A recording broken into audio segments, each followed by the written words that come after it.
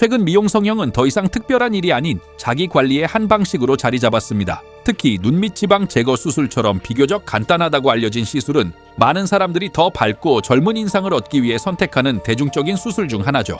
하지만 만약 이 간단한 수술이 한 사람의 인생을 흔드는 심각한 결과를 낳았다면 어떨까요? 대구의 한 성형외과에서 눈밑 지방 제거 수술을 받은 뒤 한쪽 눈동자가 움직이지 않는 사시 증상을 얻게 된 한 피해자의 사례와 병원 측의 이해하기 힘든 대응 방식 등 현재 이슈가 되고 있는 내용에 대해 알아보겠습니다. 이 사건은 지난 2월 한 피해자가 눈밑 지방이 덜 제거된 것 같아 재수술을 받으면서 시작되었습니다. 재수술 직후부터 멀미와 어지럼증 같은 이상 증세가 나타났지만 진짜 문제는 다음날 아침에 발견됐습니다. 천장을 바라봤을 때 왼쪽 눈동자가 전혀 움직이지 않고 있었던 겁니다. 피해자의 SNS와 언론을 통해 공개된 사진과 영상을 보면 당시 상황이 얼마나 심각했는지 알 수 있습니다. 정면을 응시하면 왼쪽 눈동자가 위쪽으로 치우쳐 있고 시선을 좌우로 움직이면 오른쪽 눈동자만 따라 움직일 뿐 왼쪽 눈은 고정된 채 따라오지 못하는 모습이 선명하게 담겨 있습니다. 사물이 두 개로 겹쳐 보이는 복시 현상과 함께 눈동자가 따로 움직이는 사시가 발생한 것이죠.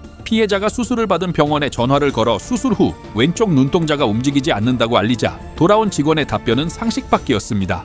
눈동자 움직임 문제는 안과에 가보셔야죠. 수술 바로 다음 날 발생한 후유증에 대해 병원은 자신들의 문제가 아니라는 듯 환자를 다른 병원으로 떠넘기려 한 것입니다. 피해자가 어제 수술하고 생긴 문제인데 안과에 가라고 하느냐고 강하게 항의하자 그제야 마지못해 내원을 요청했다고 합니다. 이 첫 대응에서부터 병원에 대한 신뢰가 완전히 무너진 피해자는 결국 대학병원 안과를 찾아갔습니다. 그리고 2주 뒤 대학병원 전문의로부터 수술로 인해 생긴 증상이 맞다는 공식적인 진단을 받게 됩니다. 눈을 움직이는 근육 중 하나인 하사근이 수술 과정에서 손상되어 마비가 온 것으로 추정된다는 것이었죠. 대학병원의 진단서를 가지고 다시 수술받은 성형외과를 찾아간 피해자. 하지만 수술을 집도했던 의사에게서 들은 말은 해결책이나 책임감 있는 사과가 아니었습니다. 의사는 수술 중 특별한 문제는 없었다고 주장하며 피해자에게 다음과 같이 말했다고 합니다. 저는 돌아올 거라 믿어요. 우리 힘들겠지만 같이 믿고 기다려봅시다. 의학적인 근거나 구체적인 치료 계획이 아닌 마치 신앙 간증을 하듯 믿음을 이야기한 것입니다. 심지어 나는 지금까지 눈밑 지방 수술을 몇천 건이나 했지만 이런 경우는 처음이다. 지금보다 더 어려운 수술도 문제 없었다며 자신의 실력에는 문제가 없다는 점을 강조하기까지 했죠. 피해자는 사시 증상으로 인해 다른 사람과 눈을 맞추기 힘들어 대인기피 증상을 겪었고 결국 1인 자영업으로 하던 일까지 중단하면서 경제적인 피해로 이어졌습니다. 의사가 6개월을 지켜보자고 했지만 그 시간이 거의 다 되어가는 지금까지도 피해자의 사시 증상은 여전히 남아있다고 합니다. 피해자는 이제는 눈에 초점이 맞는 게 무슨 느낌인지도 잊어버렸다며 평생 이렇게 살아야 할까봐 두렵다고 현재의 심경을 토로하고 있습니다. 이런 상황에도 병원 측의 대응은 무성의함으로 일관했고 심지어 병원 원장은 개인 사진전을 열기까지 했다는데요. 결국 참다 못한 피해자가 지난 8월 1일 자신의 SNS를 통해 이 모든 사실을 공론화하면서 그동안 침묵하던 병원 측도 입을 열었습니다. 하지만 병원과 의사가 내놓은 공식적인 입장문은 역시나 기대를 저버리지 않았는데요. 그 내용은 크게 3가지로 요약됩니다. 첫째, 피해자가 올린 사진은 수술 직후에 가장 심한 상태이며 지금은 뚜렷하게 회복되었다. 둘째, 피해자가 장기간 내원하지 않아 제대로 된 조치를 할 수 없었다. 셋째, 이 증상은 의료사고가 아닌 0.02% 확률의 매우 드문 합병증이다. 이 주장들은 언뜻 보면 합리적인 것처럼 들릴지도 모릅니다. 하지만 조금만 깊게 들여다보면 곳곳에 논리적 모순과 책임 회피의 의도가 숨어 있음을 알 수 있습니다. 먼저, 사진은 현재 상태가 아니다라는 주장.